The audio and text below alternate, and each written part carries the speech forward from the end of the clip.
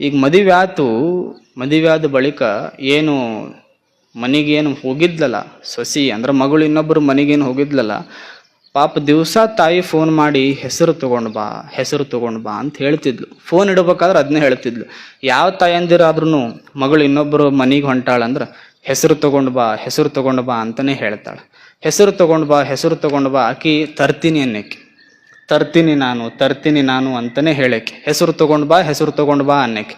ಮತ್ತು ಇವ ತರ್ತೀನಿ ಅಂತ ಏನು ಅಂದಿದ್ಲಲ್ಲ, ಮತ್ತು ಈ ಮೊನ್ನೆ ಹಬ್ಬ ಆಯ್ತಲ್ಲವ ಲಕ್ಷ್ಮೀದು, ನಿನ್ನೆ ಹಬ್ಬ, ಆ ಹಬ್ಬಕ್ಕೆ ಬಂದಾಳ, ಹೆಸರು ಕಾಳು ತಗೊಂಡ್ಬಂದಾಳ. ಅವ್ರವ್ ಅಂದ್ಲು, ಏನಿದು ಅಂದ್ಲು. ಮತ್ತಿಕ್ಕಿ ಅಂದ್ಲು, ನೀನೇ ಹೇಳಿದ್ದಿಲ್ಲ ಹೆಸರು ತಗೊಂಡು ಬಾ ಇಟ್ಕೋ ಅಂದ್ಲು.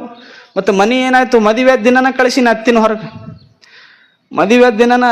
ಕಳಿಸಿನಿ ಅಂದ್ಲು. ಹೆಸರು ತಗೊಂಡು ಬಾ ಅಂದ್ರೆ ಖ್ಯಾತಿ ತಗೊಂಡು ಬಾ ಮನೆಗೆ, ನಿಮ್ಮ ಸುಡುಗಾಡ ಹೆಸರು ಕಾಳು ಅಲ್ಲ, ಖ್ಯಾತಿ ತಗೊಂಡು ಬಾ ಮನೆಗೆ. ಇದು ಬದುಕುವ ಕಲೆ, ಆರ್ಟ್ ಆಫ್ ಲಿವಿಂಗ್ ಅಂತ ಏನೈತಲ್ಲ, ಬದುಕುವ ಕಲೆ ನಾವು ಕಲಿಬೇಕು.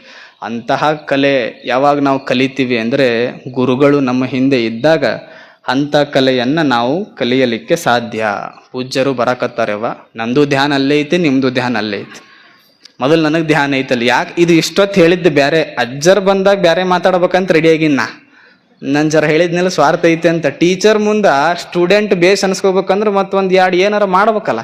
ಟೀಚರ್ ಚಲೋ ಮಾರ್ಕ್ಸ್ ಕೊಡ್ತಾರ.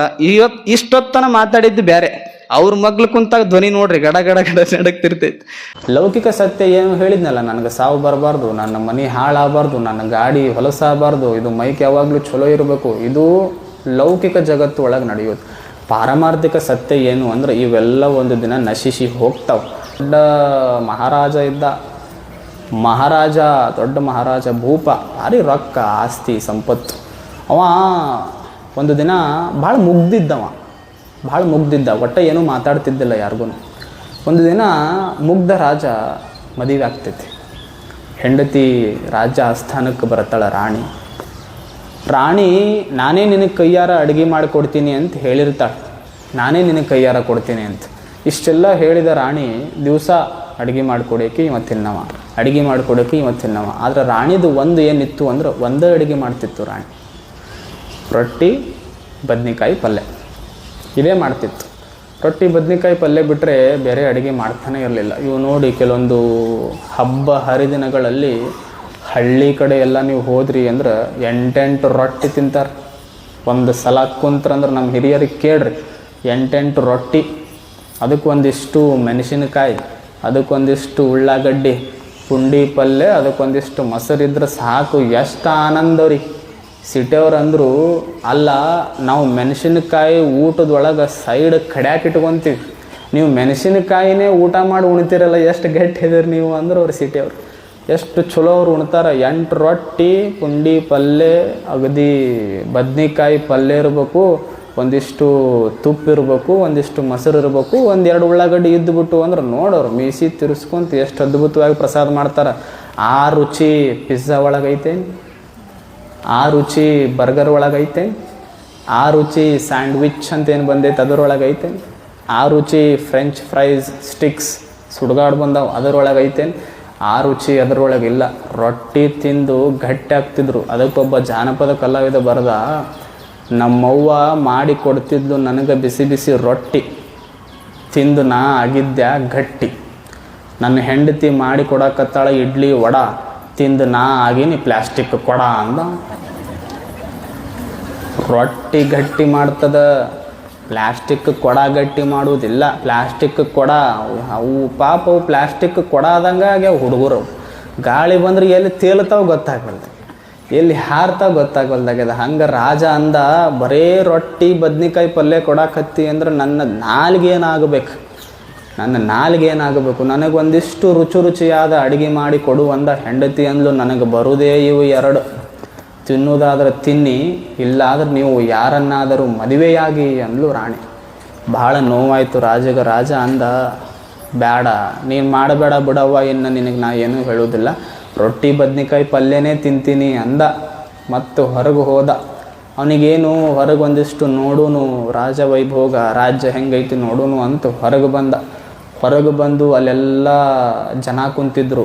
ರಾಜನ ಮುಖ ಬಾಡಿತ್ತು. ಅದನ್ನು ನೋಡಿದರು ಎಲ್ಲ ಜನ, ಯಾಕೆ ಬಾಡೈತಿ? ಅವ ಹೇಳಲಿಲ್ಲ. ಅವರಂದರು, ರಾಜರಿಗೆ ಒಳ್ಳೆ ಒಳ್ಳೆ ಊಟ ಆಸ್ಥಾನದೊಳಗೆ ಸಿಗಾಕತ್ತಿಲ್ಲ ಕಾಣಿಸ್ತದ, ಮನೆಗೆ ಕರ್ಕೊಂಡು ಹೋಗೋನು ಅಂತ ಒಬ್ಬ ಎದ್ದು ರಾಜರಿಗೆ ಮನೆಗೆ ಕರ್ಕೊಂಡು ಹೋದ. ಬನ್ನಿ ನಮ್ಮ ಮನೆಗೆ ಅಂತ. ಪಾಪ ರಾಜರೇನು ತಿಳ್ಕೊಂಡಿದ್ರು, ಮನೆಗೆ ಹೋದ್ರೆ ಚಲೋ ಊಟ ಸಿಗ್ತದೆ, ಮಸ್ತ್ ಹೋಗುನು ಅಂತ. ರಾಜರ ಮನೆಗೆ ಬರ್ತಾರಂದ್ರೆ ಎಷ್ಟು ಪುಣ್ಯ, ಎಷ್ಟು ಖುಷಿ. ರಾಜರನ್ನು ಮನೆಗೆ ಕರ್ಕೊಂಡ್ರು. ಮತ್ತು ರಾಜರಿಗೆ ಬಹಳ ಇಷ್ಟ ಪದಾರ್ಥಗಳನ್ನು ಮಾಡೋನು ಅಂತ ಎಲ್ಲ ಪ್ರಜೆಗಳು ನಿರ್ಧಾರ ಮಾಡಿದರು. ಮನ್ಯಾವ ನಿರ್ಧಾರ ಮಾಡ್ದ.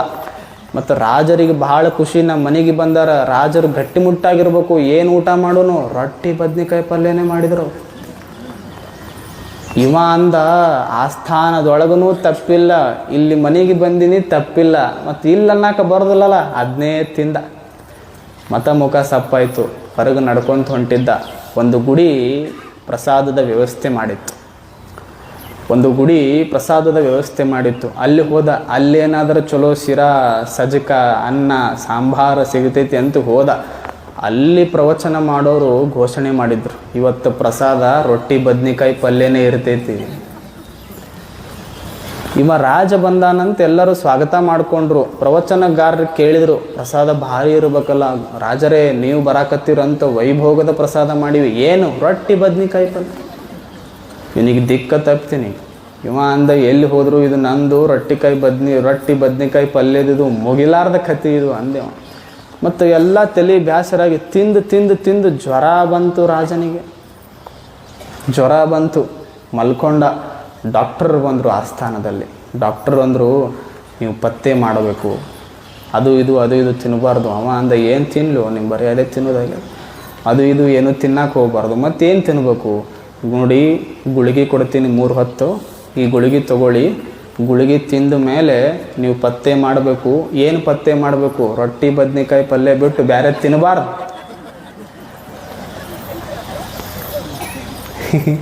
ರೊಟ್ಟಿ ಬದ್ನಿಕಾಯಿ ಪಲ್ಯ ಬಿಟ್ಟು ಬೇರೆ ತಿನ್ನಬಾರ್ದು ಅಂದ. ರಾಜ ಅಂದ, ಹೆಸರಿಗೆ ರಾಜ ಆಗಿ ನಾವು ಕೂಲಿ ಮಾಡೋ ಕೆಲಸ ಬಂದ. ಒಂದೇ ಬಗೆಯ ಜನ ಇರೋದಿಲ್ಲ. ಒಬ್ಬವ ಕರ್ರಗಿರ್ತಾನೆ, ಒಬ್ಬವ ಬೆಳ್ಳಗಿರ್ತಾನೆ, ಒಬ್ಬವ ಉದ್ದಿರ್ತಾನೆ, ಒಬ್ಬವ ಗಿಡ್ಡಿರ್ತಾನೆ, ಒಬ್ಬವನು ಹಲ್ಲು ಮುಂದೆ, ಒಬ್ಬವನು ಹಲ್ಲು ಒಳಗೆ. ದುಃಖ ಪಟ್ಕೊಳ್ಳೋದಲ್ಲ.